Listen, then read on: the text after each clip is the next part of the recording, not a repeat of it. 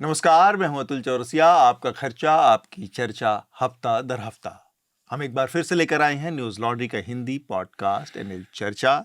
इस हफ्ते चर्चा में हमारे साथ कई खास मेहमान जुड़ने वाले हैं और कई सारे विषय हैं जिन पर हम बातचीत करेंगे, जिनमें सबसे महत्वपूर्ण है मध्य प्रदेश में एक फॉल्टी जहरीले सिरप की वजह से हुई बच्चों की मौत।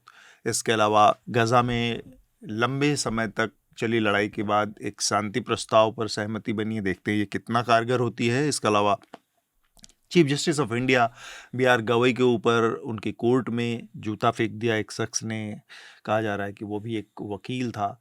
इस पर भी हम बातचीत करेंगे, लेकिन उससे पहले कुछ बहुत ज़रूरी चीज़ें हैं और कुछ मेहमान हैं जिनसे मैं आपका परिचय करवाऊंगा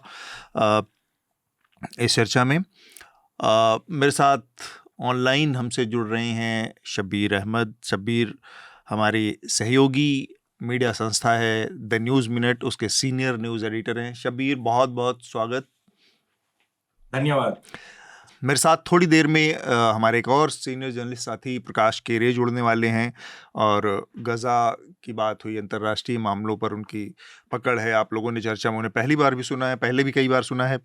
तो प्रकाश थोड़ा ट्रैफिक में फंसे हुए हैं, जल्दी ही वो हमारे साथ होंगे।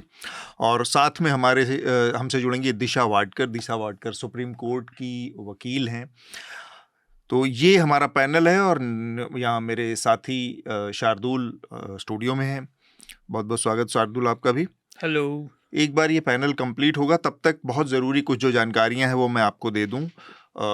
आप लोगों को पता है कि न्यूज़ लॉन्ड्री हिंदी 8 साल पूरे कर चुका है और पिछला जो हफ्ता रहा पूरा हमने इसको सेलिब्रेट किया है। बहुत सारे ऑफ़र इस दौरान हमारे सब्सक्रिप्शन पर थे।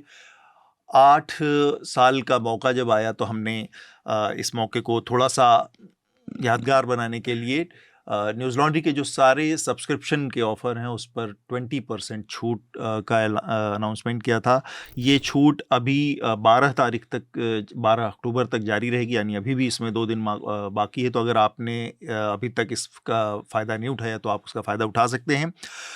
और इसके अलावा कई सारे मर्चेंडाइज ऑप्शन भी हैं जो कि हम नए सब्सक्राइबर्स को फ्री देंगे। उसके लिए आपको हमारे पास ये जो आपको क्यूआर कोड दिख रहा होगा या यूआरएल दिख रहा है, इस पर आप जाएं, क्लिक करें और हमारे सब्सक्रिप्शन के उस विकल्प को चुनें।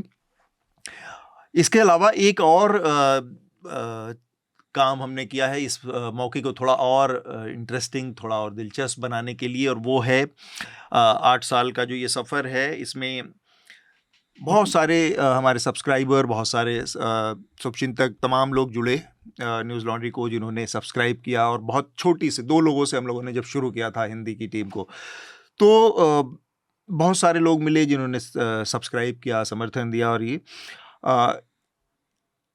इसको हम थोड़ा यादगार बनाने के लिए हमने लोगों के सवालों का जवाब देने का फ़ैसला किया है और हमने ये तय किया है कि आप न्यूज़ लॉन्ड्री की टीम से अपने सवाल, अपने इन 8 सालों के से जुड़े कोई सवाल, किसी रिपोर्ट से संबंधित सवाल या किसी और भी पॉलिटिकल या मुद्दे पर जो कि आपको लगता है कि बहुत ज़रूरी हैं, वो सवाल, कोई संदेह, कुछ चीज़ें हों आपके मन में, तो आप पूछ सकते हैं न्यूज़ लॉन्ड्री की टीम। और साथ में नाम ज़रूर डालें आप कि ये आपका सवाल किससे है, और इस लिंक को क्लिक करके एक आपको क्वेश्चन आंसर का एक पूरा फॉर्मेट मिलेगा। वहाँ पर जाकर आप इसको फिल करें और हमारी टीम उसको शामिल करेगी अगले चर्चा की बातचीत में।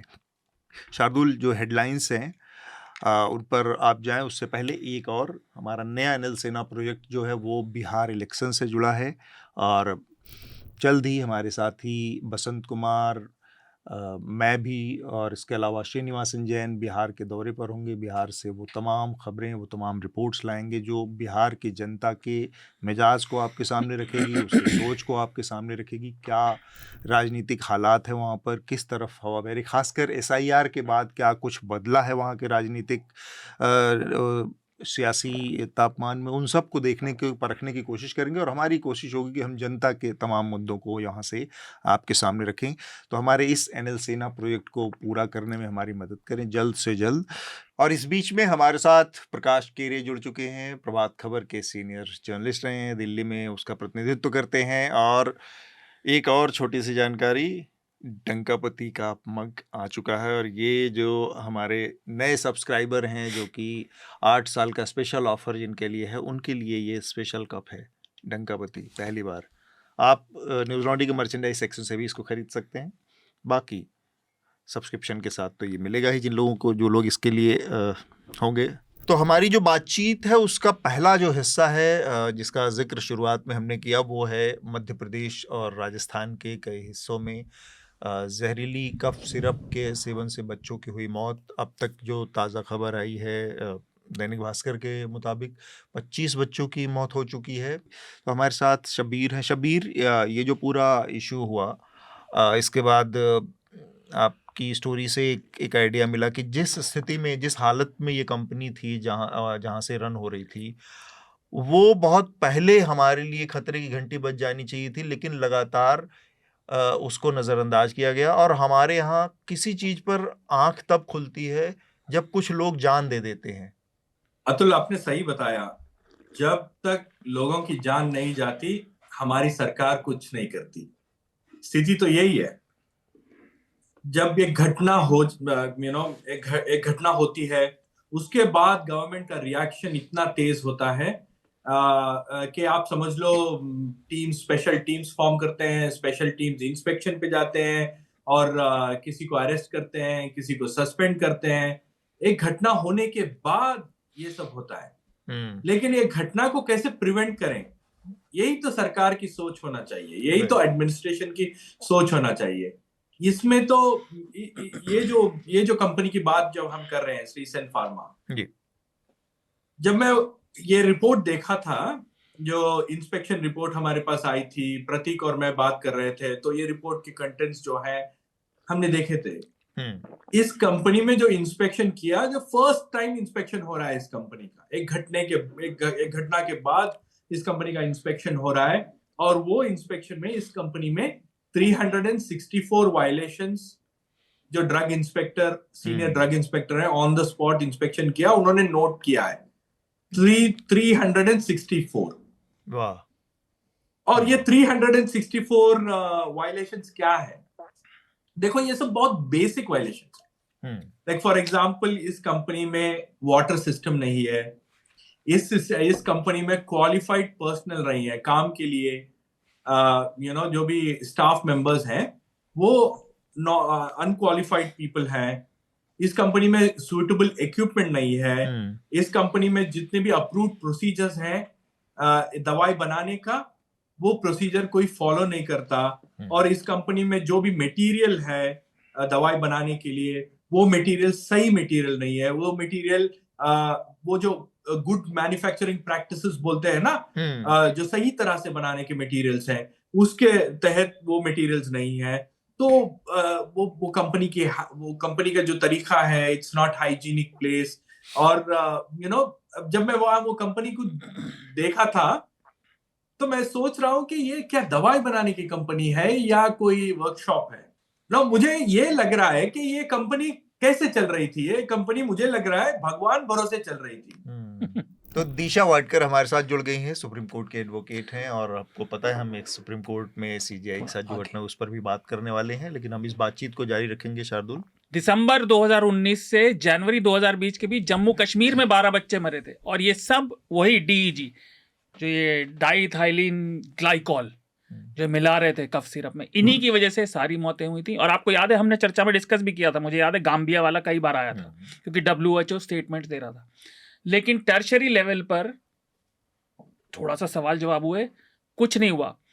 इस दवाई के बारे में जिसका नाम था ये कोल्ड्रिफ, अगर आप देखें तो जब ये सारा मामला डिस्कस होना शुरू हुआ, तो जो राजस्थान के मंत्री हैं गजेंद्र सिंह खिमसर, उन्होंने कहा नहीं कोई दिक्कत नहीं आई। बाद में निकल के आया कि पिछले 5 सालों में, जिसमें अशोक गहलोत की सरकार भी थी, 900 बार ये टेस्ट फेल कर चुकी थी। लेकिन प्राइवेट लैब की रिपोर्ट्स को पैसा खिला के साफ हो गए, सरकारी में नहीं हुआ तो उनको सुपरसीड कर दिया गया, दवाई चलने दी गई जेनरिक में। और बोर्ड हर जगह पोस्टर लग रहे हैं, पहले उनके और अब भजनलाल शर्मा के मुफ्त में दवाई बांट रहे हैं। राजस्थान में जो मौतें हुई हैं वो जेनरिक जो मुफ्त में बांटी गई थी उससे हुई है।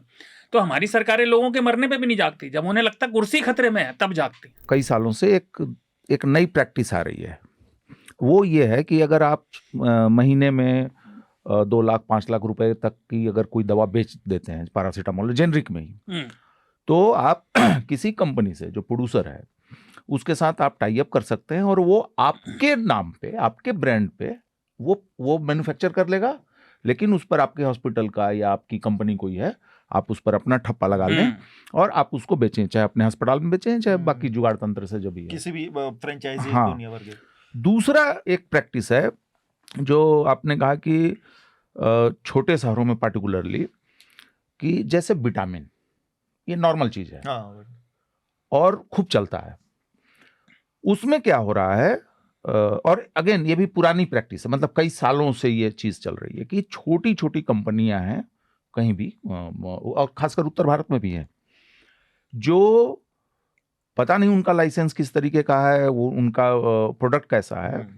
मैं सुनता हूँ सीनियर डॉक्टरों कहते हुए कि सौंफ इलायची मिला के बना रहे हैं, जाली काम कर रहे हैं ये सब, और विटामिन के नाम पे बिक रहा है। हाँ, विटामिन के नाम पे बिक रहा है। बहुत बार हमको ऐसे लगता है कि कोई भी अगर लीगल अकाउंटेबिलिटी अगर लेके आनी है, जैसे बिग फार्मा है and we want to bring in legal accountability, तो हमें क्रिमिनल लॉ का सबसे हाईएस्ट फोर्स यूज़ करना चाहिए, मतलब maximum punishment, maximum fine, maximum this, maximum that. But I think थोड़ा जनरल पब्लिक को ये थोड़ा समझने में दिक्कत होती है, और हमको ये नहीं समझ में आता है कि क्यों फिर अगर ये क्रिमिनल लॉ इतना स्ट्रिंजेंट है तो फिर कन्विक्शन क्यों नहीं हो रहा है, लोग जेल में क्यों नहीं जा रहे हैं, why are people going scot free. तो इसका कारण ये है कि क्रिमिनल लॉ की मांग ये है कि आप इंटेंट प्रूव करो। जैसे अगर ये जो केस है, इसमें अगर इंटेंट अगर कोर्ट में प्रूव करना है और उसका बार बहुत हाई होता है to prove that criminal intent, उसका जो बर्डन है ऑफ प्रूविंग क्रिमिनल इंटेंट बहुत हाई होता है कि नहीं, मैंने ये दवाई, हम जो भी कंपनी है, हमने ये दवाई इसलिए बनाई ताकि हम इन लोगों को मार सके। नाउ इमेजिन कि in a court of law how difficult it will be to prove, तो वो कभी नहीं होगा। तो that's why I am thinking of solutions, कि हम अगर सॉल्यूशन के हिसाब से सोचे तो एक भोपाल गैस ट्रेजेडी का केस था, right, it was a big case जिसमें कॉम्पनसेशन था। अब उस केस में एक प्रिंसिपल इवॉल्व हुआ, लीगल प्रिंसिपल, जिसको कहते हैं स्ट्रिक्ट लायबिलिटी। मतलब we don't need you to prove that there was intent और नो इंटेंट, इंटेंशन की बात ही नहीं है। अगर मौतें हुई है, लोग मरे हैं, देयर इज एन इम्पैक्ट, तो you will be strictly liable to pay the compensation. तो इन एनी केस आपको ये कॉम्पनसेशन उनको पे करना है। I am just talking about immediate, अभी जो रिलीफ, लीगल रिलीफ जो है उसके बारे में।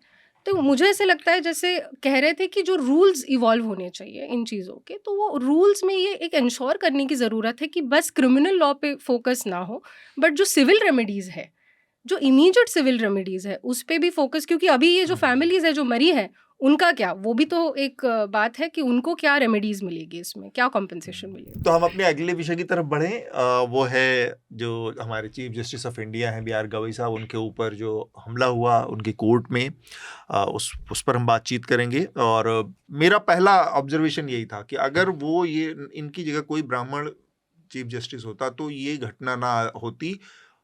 आप ऐसे, मतलब मैं व्यक्तिगत रूप से ऐसे 10 उदाहरण गिना सकता हूं जहां पर एक ब्राह्मण किसी भी देवता की सत्ता पर, उसकी छवि पर, उसके अस्तित्व पर या उसके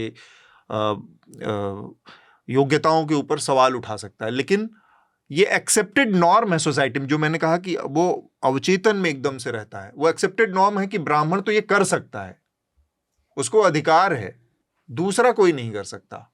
तो वो अगर सरकार पे उस ईश्वर के ऊपर या उस जो पूजनीय है या जो ईश्वर है, जो भगवान है, उसके ऊपर अगर सवाल खड़ा करता है या कोई बात कह देता है उससे जुड़ी, तो सबकी आस्थाएं आहत हो जाती हैं। ब्राह्मण अगर वो चीज़ कर रहा है तो वो ज्ञान के हिस्से के तौर पर देखा जाता है कि कुछ सोच के किया जा रहा है। ये बहुत फंडामेंटल डिफरेंस है इस पूरे कास्ट हायरार्की का। इस नज़रिए से मैं इस पूरे घटना को देख रहा हूँ। प्रकाश पहले, फिर इसके बाद दिशा और शार्दुल।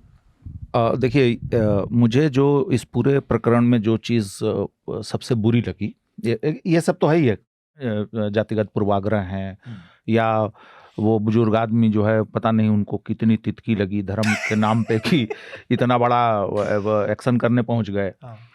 ये तमाम चीज़ें अपनी जगह हैं। मुझे जो चीज़ बहुत बुरी लगी कि इस हरकत को जिस तरीके से डिफेंड करने की कोशिश हुई किया और बड़े लेवल पे हुई, और जो राइट विंग इकोसिस्टम है उसके जो प्रस्तोता लोग हैं, उसके जो कंट्रोलर लोग हैं, नहीं जो टॉपर लोग हैं, वे लोग उन लोगों ने इस तरीके के रिएक्शंस को रोकने की कोशिश नहीं की। पहले तो मुझे ये एड्रेस करना है कि जो भी लोग बोल रहे हैं कि इसमें कास्ट होगा या नहीं होगा वो इम्पोर्टेंट नहीं है। मुझे ऐसे लगता है कि from the time of the attack या अटैक से पहले भी जो सारा प्लानिंग प्लॉटिंग जो वीडियोस बन रहे थे कि कैसे मारना है, क्या करना है, और जैसे उनका जो बुलडोज़र जस्टिस का जजमेंट है, फिर वक्फ पे जो जजमेंट आया है, ऐसे सारी लाइन ऑफ जजमेंट्स और जो रिएक्शंस हो रहे हैं, और उसके बाद जो इंसिडेंट हुआ और उसके बाद का रिएक्शन, या जैसे आप कह रहे थे कि जो साइलेंस जो अथॉरिटीज़ का है, जो इंस्टीट्यूशंस जो जिनको अकाउंटेबल ठहराना चाहिए उनका है, हर एक इंस्टेंस में हमको दिखता है कि कास्ट है। और and I can prove that, मैं बताती हूँ कि क्यों है कास्ट। तो जैसे अतुल आप कह रहे थे कि कास्ट है या नहीं है ये प्रूव नहीं हुआ है। वो एक किसी भी सिविलाइज्ड सोसाइटी में कोई भी क्राइम या कोई भी ऑफेंस जब होता है, और एंड आई विल से कि ये ऑफेंस है, तो वो ऑफेंस है या नहीं है, और वो कास्ट बेस्ड अट्रॉसिटी जिसको, क्योंकि हमारे यहाँ पे अट्रॉसिटीज़ एक्ट है जो SC/STs के ऊपर अट्रॉसिटीज़ होती है, तो वो प्रूव कब होगा? जब एक FIR लॉन्च होगी। बिल्कुल, एक FIR लॉन्च होगी, that is the first instance in which the criminal justice system is set in motion. आप जब एक FIR लॉन्च करते हो, अब कौन करेगा? CJI तो नहीं बोल रहे, उनको नहीं करना है, तो और कौन कर सकता है? क्या पुलिस एक 0 FIR नहीं फाइल कर सकती है? क्या ये जानना ज़रूरी नहीं है कि अगर वो इंसिडेंट हुआ तो क्या वो एक अकेले इंसान का इंसिडेंट था? क्या उसने in the heat of the moment वो किया? क्या उसका उस दिन मैटर लगा था इसलिए वो कोर्ट में था, या वो प्री प्लान्ड इंसिडेंट था? क्या ये एक क्रिमिनल कॉन्स्पिरेसी है? एक लाइन बस मैं जोड़ देता हूँ, ये इसलिए इम्पोर्टेंट जो आप कह रही हैं कि ये चीज़, इस मोटिव को समझना इसलिए भी इम्पोर्टेंट है कि एक हफ्ते पहले, मैं यहाँ पे नाम ले रहा हूँ, ऑफ इंडिया का पूर्व एडिटर है अजीत भारती, और 2-3 लोग एक पॉडकास्ट में बाकायदा इसी चीज़ पर डिस्कस कर रहे हैं कि कोर्ट में जाकर कोई उनके ऊपर थूक दे, कोई उनको सर लड़ा दे दीवार में, 10 लोग उनकी गाड़ी घेर लें निकलते हुए, तब न समझ में आएगा। ये बात एक हफ्ते पहले इस घटना से की जा रही है, तब और उनको ये जानकारी भी है कि क्या ऑफेंस है। वो ये शब्द यूज कर रहे हैं कि this may be seen as inciting violence. तो तब आपके लिए, पुलिस सिस्टम के लिए बहुत जरूरी हो जाता है कि वो इस एंगल से जांच करे कि क्या ये सब लोग एक कहूट में एक साथ मिल के पीछे से कहीं संचालित हो रहे थे, प्लान बनाकर आए थे, इसके पीछे कोई कॉन्स्पिरेसी कुछ है। भले मतलब ये मेरा इमेजिनेशन है, मैं चीज़ों को जोड़ रहा हूँ, लेकिन ये चीज़ें सिस्टम को इमीडिएट समझ में आनी चाहिए। इस बात को आप समझ लीजिए, आप किसी पर भी आस्था, पूजा पद्धति, इसके नाम पे हमला करना चाह रहे हैं, वो आपका धर्म नहीं है, और धर्म को आपकी रक्षा की जरूरत भी नहीं है। आप अपने काम की रक्षा करें, ईमानदारी से करें, वही आपका धर्म है। इन सब चक्करों में ना पड़े, ये असभ्य है। और कोई भी जो सही में करना चाह रहा होगा ना काम, वो कभी असभ्यता से बात नहीं करेगा, वो कभी असभ्य इस तरह का काम नहीं करेगा। राकेश किशोर के लिए जस्टिस BR गवई उतरे ऊपर है कि वो उनके गुरु के, अगर आप उस एंगल से देखना चाहते हैं ना, उस लेंस से इस चीज को देखना चाहते हैं, उसका जूता फेंकना अपने आप पे, और जिसका भी वो डिफेंड करना चाह रहा है, वो सबका अपमान है, और वो मूर्ख है जिसको ये नहीं पता कि वो कर क्या रहा है। क्वेश्चन ये है कि एकलव्य कभी द्रोणाचार्य बन सकता है या नहीं है। एकलव्य और द्रोणाचार्य की डिबेट ये बहुत लंबी बात है, और वो बहुत अलग तरह की डिबेट है, मैं उसमें नहीं जा रहा। लेकिन जिसे आप सत्य मानते हैं, जिसे आप अपना काम मानते हैं, वो करिए, आपको किसी की डिफेंड करने की जाने की जरूरत नहीं है। और इन मूर्खों की तो बिल्कुल भी नहीं है, क्योंकि वो अपनी राजनीतिक रोटियां। जो ये पीस प्रस्ताव आया, इसके बारे में थोड़ा सा ब्रीफ देते हुए इसके इर्द गिर्द तमाम पहलुओं को हमारे साथ अगर बता सके प्रकाश साहब। देखिए, इसमें पहली चीज़ तो ये है कि जो ट्रम्प का प्लान है उसको हमें किसी तरीके के डील या समझौते, संधि के रूप में नहीं देखना चाहिए। वो एक फ्रेमवर्क है, उसमें 20 पॉइंट हैं। अभी जो सहमति बनी है उसमें जो हमास ने लैंग्वेज इस्तेमाल की है कि इजराइल विड्रॉ करेगा और अटैक्स बंद होंगे, इसका मतलब कि युद्ध रुक गया। संडे को शायद उसका फाइनल हो जाएगा। अभी भी इजराइल के हमले चल रहे हैं, कल भी उन्होंने 10-12 मारे हैं, आज का फिगर अभी आया नहीं है। और वो कह रहा है सीज फायर इजराइल। इसमें अभी जो इमीडिएट बेसिस पे तय है कि जो 48 होस्टेजेस जो हमास के पास हैं, जो इसमें कि 28 लोग मर गए हैं, 20 लोग जीवित हैं, 20 को पहले रिहा किया जाएगा और उसके बदले में कोई 2000 फिलिस्तीनी बंधक जो होस्टेज उधर हैं उनको छोड़ा जाएगा। कुछ लोगों को छोड़ा भी गया है, खासकर उनको जिनको बचपने में गिरफ्तार किया गया और उनको 10 साल 12 साल 8 साल जेल में रखा गया है और उनकी तबीयत ठीक नहीं है, उनको रिहा किया जा रहा है। और 600 ट्रक रोजाना जो है गाजा में एंटर करेंगे मटेरियल्स ले, खाना पीना बाकी चीजों को लेकर। देखिए इसमें इंपॉर्टेंट चीज है कि इस युद्ध में 25 से 30 अरब डॉलर अमेरिका ने लगाए हैं, इजराइल को दिए हैं सिर्फ इन 2 सालों में। अब यहाँ पे सवाल है कि गाजा में जो कि 90% तबाह हो चुका है, कोई अस्पताल नहीं है वहाँ, यूनिवर्सिटीज़ नहीं है, मस्जिदें नहीं हैं, जो भी कम्युनिटी सेंटर्स होते थे ये सारी चीज़ें नहीं है, मार्केट्स नहीं है, और घरों की तो आप 66,000 का फिगर अभी हमारे पास है ऑफिशियली, जो हमास वो गाजा हेल्थ डिपार्टमेंट से है 67, और ये माना जा रहा है कि कम से कम डबल होगा क्योंकि रबल्स वगैरह हटाए जाएंगे, चीजें नहीं, पशु वहां की इकोनॉमी के बहुत इंपॉर्टेंट वो हैं। अब यहाँ पे सवाल ये उठता है कि मुफ्त में बस इतना ही। अगर आप पूरी चर्चा सुनना चाहते हैं तो न्यूज़ लॉन्ड्री को सब्सक्राइब कीजिए, और सबसे बेहतर तरीका यह है कि आप हमारे ऐप पर इस पॉडकास्ट को सुनें, और तमाम हमारे जो पॉडकास्ट हैं उसको हमारे ऐप पर सुनें। यह गूगल प्ले स्टोर और एप्पल स्टोर पर सब जगह उपलब्ध है। न्यूज़ लॉन्ड्री किसी भी तरह का विज्ञापन नहीं लेता, ना किसी राजनीतिक दल का, ना किसी सरकार का, ना किसी कॉरपोरेशन का। हम सिर्फ और सिर्फ कोशिश करते हैं कि पब्लिक इंटरेस्ट का जर्नलिज्म करें, पब्लिक जनहित की पत्रकारिता करें, और इसके लिए लोग इसमें इन्वेस्ट करें, लोग पत्रकारिता में निवेश करें। उसका तरीका है सब्सक्रिप्शन। तो सब्सक्रिप्शन के हमारे टैग पर जाइए, वहाँ पर अपनी मनचाही रकम पे कीजिए और न्यूज़ लॉन्ड्री का सब्सक्रिप्शन लीजिए, और गर्व से कहिए, मेरे खर्च पर आज़ाद हैं खबरें।